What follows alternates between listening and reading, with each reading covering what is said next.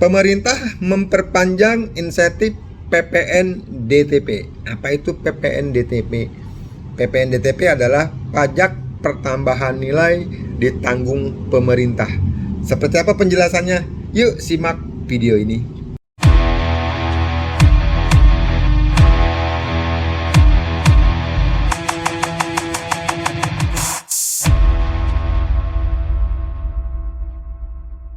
Kebijakan pemerintah yang telah memperpanjang insentif PPN DTP disambut sangat luar biasa oleh para developer atau pengembang.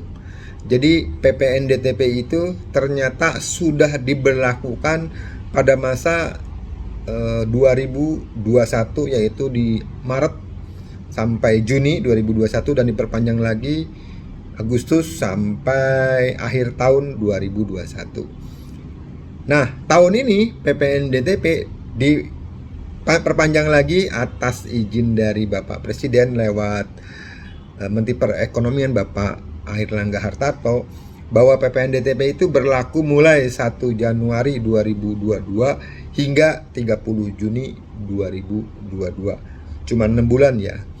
Jadi PPN DTP itu khusus untuk properti yang primary ya, jadi yang properti baru yang di launching sama developer atau pengembang berupa landed house atau rumah tapak ya, atau sarusun atau apartemen.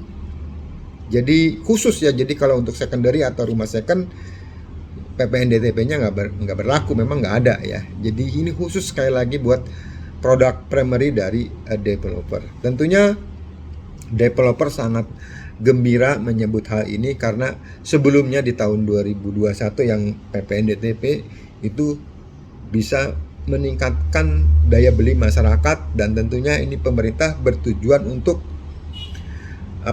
peningkatan ekonomi nasional ya, pemulihan ya tepatnya ekonomi nasional. Jadi PPN DTP ini aturannya, kalau Anda beli properti berupa rumah ataupun apartemen yang nilainya maksimal 2 miliar, di bawah 2 miliar berarti ya, maka Anda akan mendapatkan PPN DTP-nya itu 50%. Dan jika transaksi pembelian properti Anda 2 miliar maksimal 5 miliar, Anda akan mendapatkan insentif atau diskon atau PPN DTP-nya itu 25%. Lumayan sih.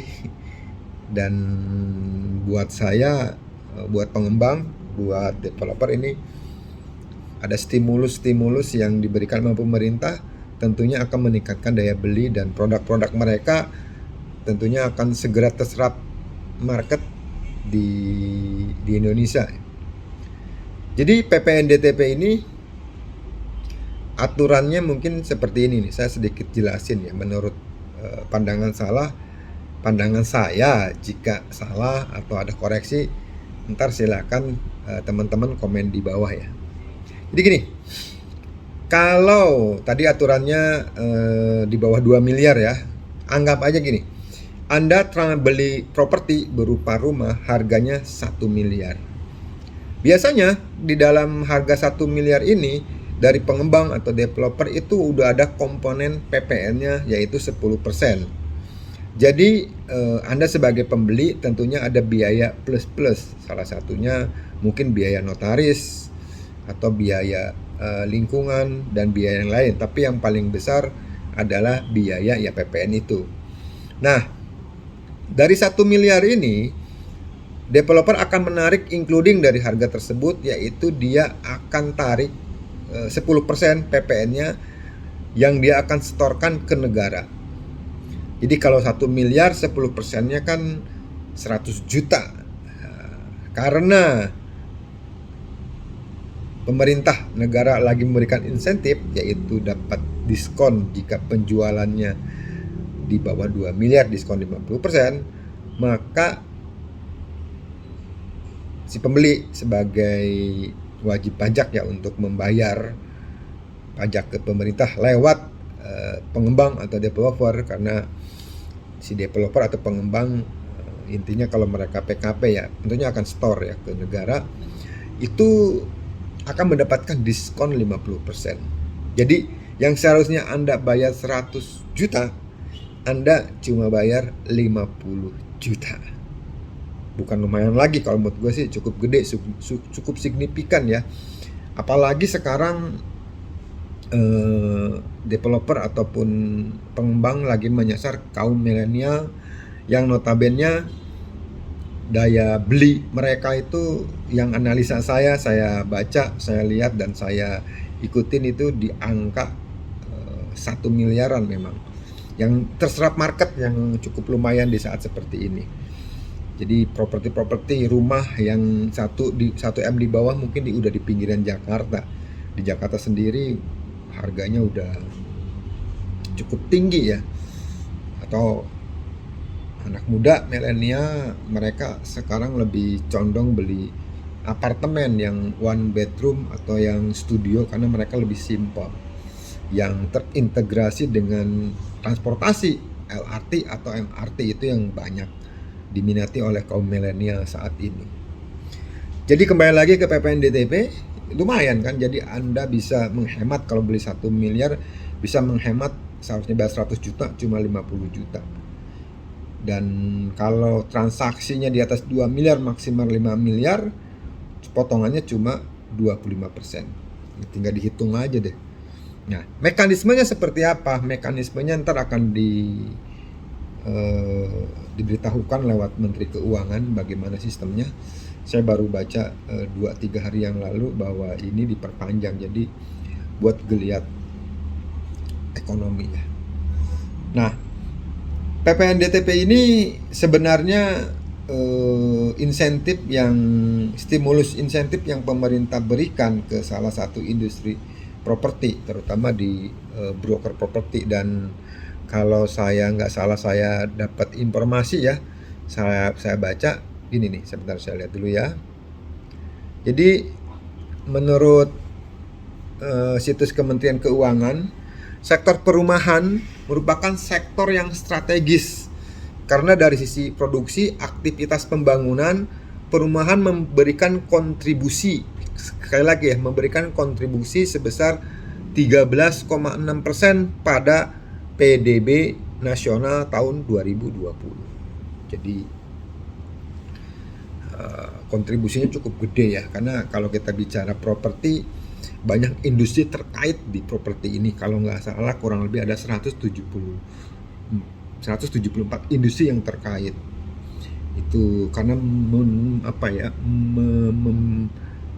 menarik sumber daya manusia juga yang banyak. Industri-industri seperti pabrik paku, semen, pasir, genteng, banyak banget. Ada menarik kalau kata lokomotif tuh, lokomotifnya gerbongnya itu ada 174. Tentunya pemerintah sangat memperhatikan industri properti ini. So, saya yakin tahun 2022 banyak faktor seperti PPKM udah mulai longgar, hampir 70-80% masyarakat Indonesia sudah divaksin. Mereka udah sadar akan artinya protokol kesehatan, jadi tetap memakai masker, menjaga jarak, dan mereka sadar akan bahaya vaksin.